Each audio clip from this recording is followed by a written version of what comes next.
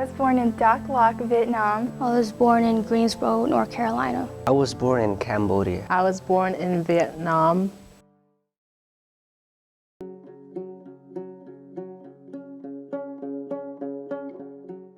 We are very traditional people, and we like to do the stuff that we've been doing for a while. The Mountaineer community, we have so many different languages. It's not just Banong. There's Dry today and Kaha and Laos and all this stuff. And there's many languages and many ideas and cultures that people follow. I've heard history that Mountaineers was got from the French territory where they came in. They called us the mountain people. The name Mountaineer means nothing to me because that's only existed in America.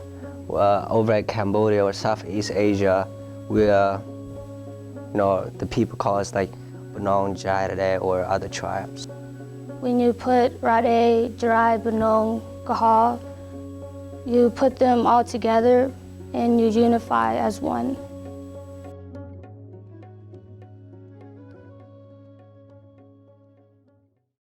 It's a very rural country, and there's a lot of poor people living in a lot of open environment. For fun, we would go swimming, to a river, to the waterfall, that kind of stuff. In Vietnam, when you go to school, the elementary to the high school, you have to pay everything. You don't get much education, but you do a lot for your family. I can't forget that when my dad left my family to come to the United States. Just because the government, the Vietnamese government, they have to get my dad, they want to get my dad to the jail, so my dad had to leave. We had problems with the authority coming in and making my grandpa sign papers that they wouldn't let him read and stuff like that. It was the government. They're not allowed to let the Mountaineer people do what they want, not have a freedom. I think that it was really hard to get food. We would wait for our dad to go get money and buy us a bag of rice, but sometimes he would come at home at nighttime, sometimes he wouldn't, and if he did come home at nighttime, then we would have food for the whole week, but we would have to eat rice or potatoes, and if he didn't, then we would have to go without eating food. One time my dad had to give up his dinner meal to give to my older brother because he was very hungry. If you were if you had a garden or farm, you were considered rich, I guess, because you had all the necessities that you needed. We owned coffee, plants and rice fields and stuff, and life was hard back then, and that we in America have a great opportunity compared to what they had.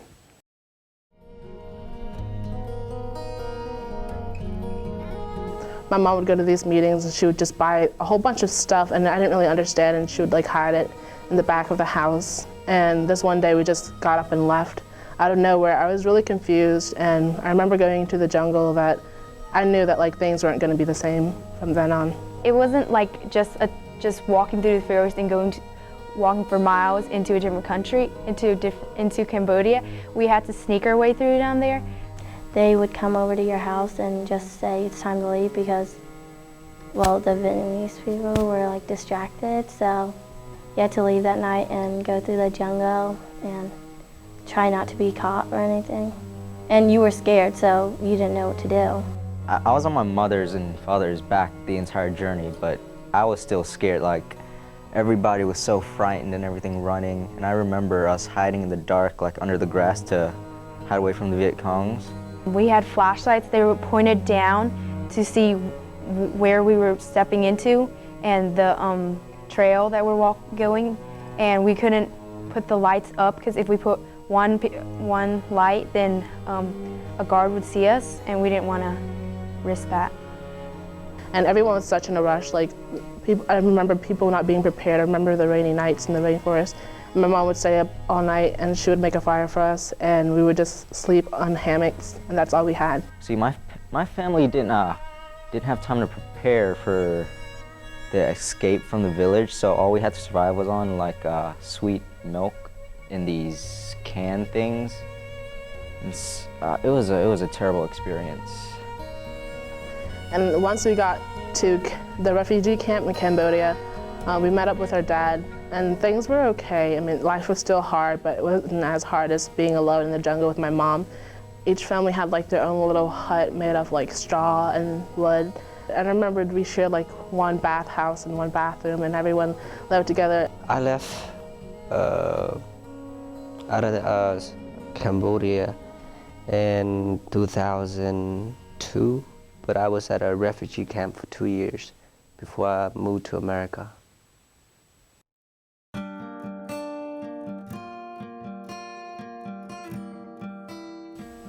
I don't believe my mom because it's like unbelievable to her like we can come here, because a lot of people in the Vietnam, they want to come here, and also it's a long time I never have met my father from 11 years to separation.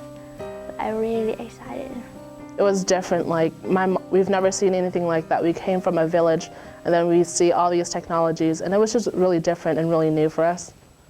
Something different about Vietnam and America is like we didn't really have debt because we didn't really have banks and stuff, and we didn't have taxes and mortgage, and just like those would probably be the most difficult things, I guess. It's different because I was born in a jungle. United States has everything. You don't have to walk 2-3 miles or 10 miles just for water, for food, and that kind of stuff. You know, when I was over there, I was clueless. I thought the earth was, you know, flat instead of round, and then if I kept walking, I would fall in a deep hole. So that's how America changed me. Like, I get to learn like a lot of stuff, and especially science. I love and learn a new thing, because in Vietnam they don't really teach you science stuff, like basic things. As a teenager in Greensboro, I know like in school, the people do look down on like marching yard people. I know they're like judged in school, especially where I go.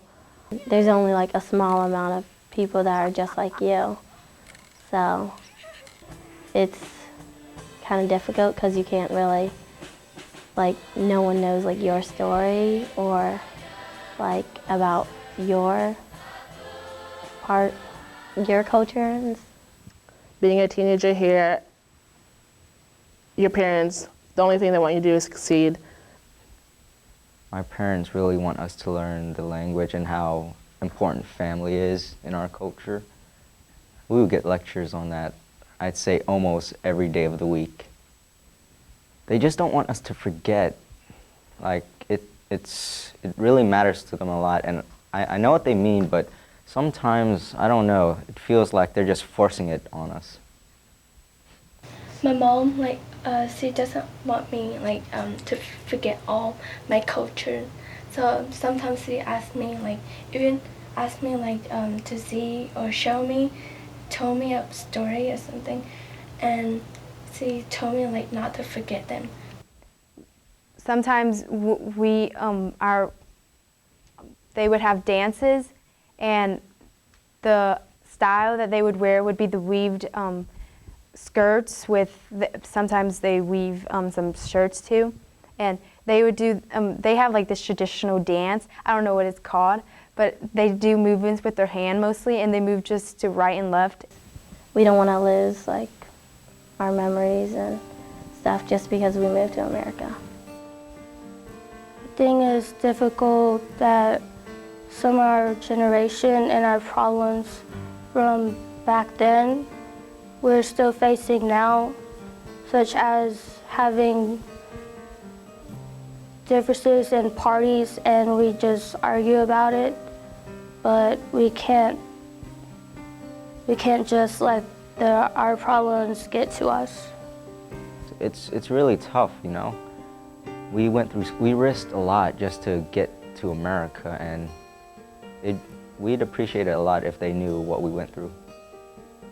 I mean, it's a new thing for people to meet Mountaineer people, but I believe that Mountaineer people are really welcoming, and they're pretty friendly, and that we're all just the same people in the end.